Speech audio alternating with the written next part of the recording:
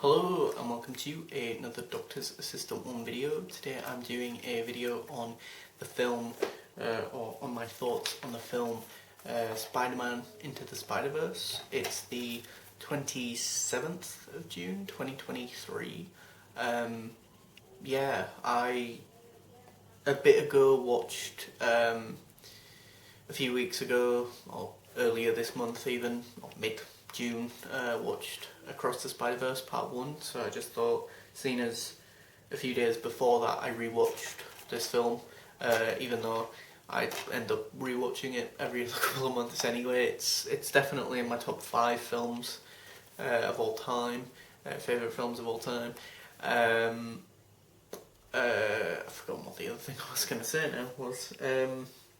It's a really good film. It released sort of December 2018. It's a shame that it didn't do it did well, but not as well as obviously the sequel. But then that's because a lot more people came back to this film. And another thing I was going to say actually is the reason why I keep sort of like popping up the in shot, as it were, of the camera, the physical copy of this. It's just the DVD, standard DVD release, but it's because weirdly enough it's not had any release on streaming that I'm aware of. I mean, granted, I only have like access to like Netflix and Disney Plus, so like if it's on Apple TV or something else that's here in the UK, then please feel free to comment that below, because it's not on Disney Plus, which is a bit odd considering that all of like Disney, not all of Disney, all of the Spider-Man films are on there now, but as I say, not this one for some strange reason. Although I guess, as someone pointed out, actually this is a Sony production, so maybe that's why. Maybe I don't know, but I think Sony own the rights to Spider-Man anyway, so I don't know. I mean, it's a really good film if you haven't seen it before. It's it's starring Miles Morales as Spider-Man. It's a fun multiverse sort of story before multiverse stories were really like big like they are now, with like Multiverse Madness, Everything Everywhere All at Once, Across the Spider-Verse, Part 1. Although they have kind of dropped that actually from the title of the sequel, weirdly enough. But yeah, this one's Into the Spider-Verse. It's a very funny film. It's well paced. It's even though it's like an hour and 52 minutes, so like nearly 2 hour film, it just flies by. It's really snappy. It's like the equivalent of watching like a series or two even of like a Saturday morning cartoon, but like in one massive binge watch session, as it were, or marathon if you will.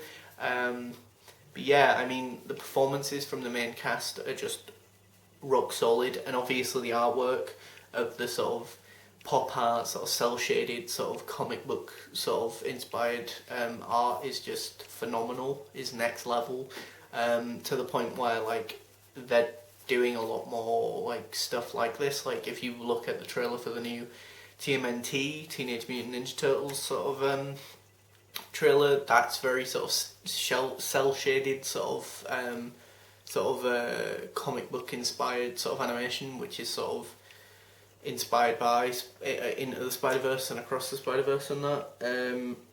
I like the pacing, as I say. I like the colour palette as well of the sort of when they're in the sort of science lab sort of thing, and there's like the giant Hadron Collider like machine. That's kind of cool. Like every time the particles hit, it like makes like a big effect, but then it's like visually really striking and really interestingly done. The main bad guy in this film is Kingpin, who has a really big on-screen presence, as well as I guess the Prowler, and there are nice twists and turns and plot twists that I won't spoil here if you've not seen the film. What else? I like the guy who plays Peter B. Parker as well. Like I've seen him in a sitcom called New Girl, the actor. So it's cool to see him do like voice over or voice work stuff, because I've not seen him do anything voice over wise. Likewise with the girl who plays Gwenpool, not Gwenpool, Gwen Stacy even. She's also in like Bumblebee and Hawkeye and that, so I've seen her in those things. But now I've seen her in a role where she's just sort of using her vocals and that, as it were, and she gives a really good performance in this.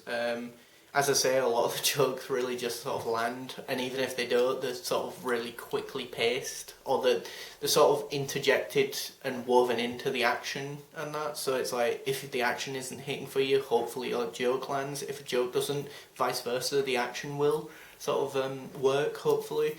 And the music, the soundtrack is, I don't know if this is the right term for this, because I'm not a very big music person, but like iconic at a certain point, you know, like it's like leading up to this film, like I remember in 2018 vaguely, because this is like way before the pandemic, so like, or the C virus even, so it feels like 1,000 years ago now, but you know, I remember certain tracks or certain sort of the music that was in the trailer that's also in the film being like sort of in a loop in like McDonald's night, you know, and that's how you know that it's sort of, for lack of a better term, really sort of popular / mainstream music. Or not mainstream music, that sounds like a bad term to use, but like mainstream as in like you're hearing it out and about, like, you know, just in your everyday and that, so then that kind of makes you then think of the film maybe potentially kind of. I love the introductions of all the different Spider people in this film, you know, like, and I love the fact that they've got like, you know, Nicolas Cage as like noir Spider-Man and that, you know, and then they've got like Ham Spider-Man and all these just wacky characters, but like they're still characters first and foremost, you know, like they haven't gone so, for lack of a better term, over the top that like the Spider team, as it were, are all just one-note characters. They all feel fairly fleshed out, like they could be fleshed out in the sequel or the next film even after that, potentially. And as I say, there's a lot of plots and lots of twists and turns, and I like the fact that even though it's a multiverse story, the first universe or the first place you get introduced to feels real and grounded. And it really sort of balances that sort of thing about being a school kid whilst Miles is in this go through this journey that doesn't sort of conclude in this first film, because obviously there are two films coming up. So it's like sort of chapter 1, I guess. It's a really good solid like sort of foundation for them to springboard or web swing, if you will, straight into the next one and the one after that. You know, I wish I had the art book for this. I don't know if you can still get it anywhere, but yeah, because the artwork obviously is just phenomenal. I wish maybe Aunt May was a bit more developed. Maybe like she's just sort of there in the background. Mary Jane again could have used a bit more development maybe. One of the henchmen for the Kingpin could do some more interesting things with that character, but then on the other side you've got two other sort of really good bad guys, I guess, because you've got like a female version of like Doc Ock and that, spoilers I guess. But yeah, and that, so that's kind of cool. And yeah, you've just got things that happen here do cross over into the next film and that.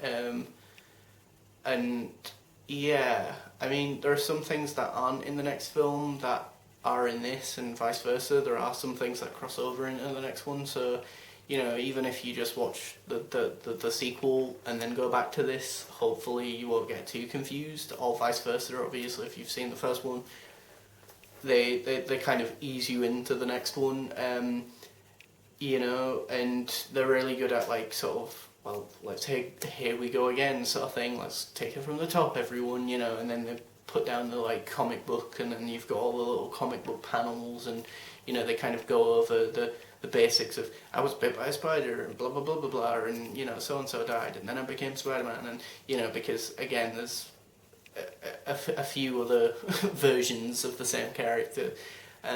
In that sense, to tie it in, obviously what this this channel is predominantly about, Doctor Who. This film is very much like a multi-Doctor story, but across nearly 2 hours. So if that sounds like your bag or your cup of tea, then this is the film for you.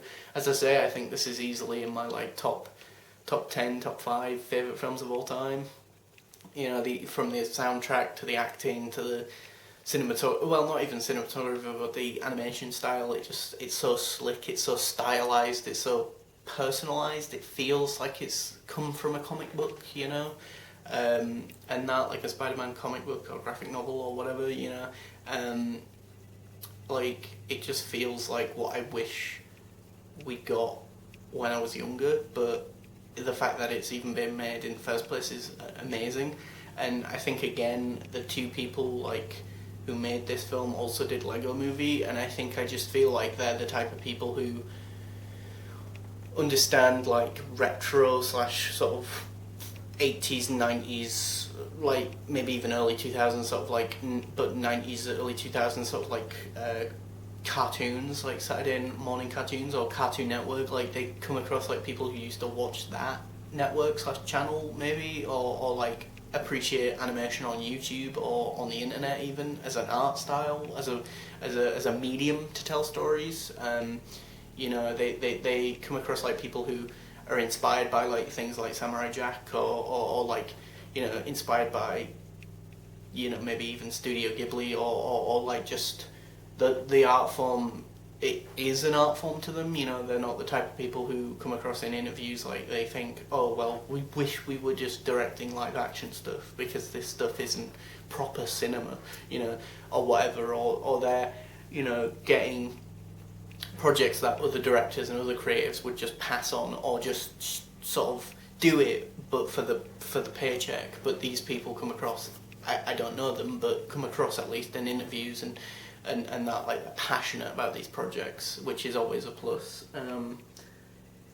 Yeah, Miles goes through a lot in this film as well, and that I like that. I like the fact that it's not just a sort of, oh, by the end he's perfect. He's not, and he still has struggles, and there's still somewhere to take the characters. So it don't feel like they're forcing a sequel. It feels earned. It feels natural. Like there's more to tell with this character, the core main character, as well as the other peripheral, is that the right word, or supporting cast, you know, like Dad and the mum, and that there is a lot more they could do with them, and that, but they do a decent job introducing them. Again, they could be in this potentially more, but you are spinning so many plates, and the fact that none of them, generally speaking, fall and therefore crash or crack or break even is quite an achievement, I guess. Just trying to think, like, I guess by this point, 2018, we would have had Tom Holland, is that the name of the actor, in the live action stuff. But I think Miles, because it's animation as well, I find it easier to relate to him as like a teenager or young adult or teenager, when Tom Holland looks like he's 25 / in his mid to late 20s, you know, trying to act like a 16, 17-year-old, which just, you know, it sort of clashes for me. And he's a bit too sort of capable or cocky or trying to be funny when it doesn't land for me sometimes, whereas Miles, there's a lot more heart, there's a lot more believability with his sort of trials and tribulations day to day, you know, and I think as well with like the Peter Parker in the Marvel Cinematic Universe sort of thing, the live action stuff, you only get Aunt May, whereas here you have Miles have a mum and dad, whereas I don't even know if they've ever brought up why Peter is just with Aunt May in the Marvel Cinematic Universe. I don't know if they ever bring that up. Because again, it's like, where are his parents though? And I assume maybe Uncle Ben's died in the Marvel Cinematic Universe. I'm not sure, but then there's obviously there's the Tobey Maguire stuff before we got Tom Holland, so your guess is as good as mine with what's going on with those films. But yeah, I mean, as well, I like the fact that potentially these films, or this film in particular, got more people in a variety of Spider people, like Spider-Gwen, and introduced people to the idea of like there's more than just one Spider-Man, and that definitely carries over into the next one. And yeah, it's just a really good film. It's got heart, but it's also got comedy and drama and that, you know, and it juggles those things really well. And as I say, it's just paced well. Like the people making this kind of like, you could tell kind of took the time to really sort of craft something really unique. I don't know if whilst they were making this, if they already knew that there were going to be a sequel, or if they just, you know, put everything into it, you know, like a series 1 of Doctor Who with Eccleston, you know, sort of case, you know, that they just sort of polished it and made it as good as possible, or to perfection as they could, because they just assumed that they'd never get this again, because it kind of feels like that. So, but yeah, go watch Spider-Verse, or Into the Spider-Verse even, if you can, if you want to go see a good film, or watch a good film with someone, this is the film. Yeah, even if you're not a massive Spider-Man fan, or even if you're not a massive Spider-Man fan or a fan of superhero films, it's that good. You know, people that I know who aren't massive fans of either have said that they really enjoyed it. So yeah, thanks for watching. Please do comment, rate and subscribe to the channel.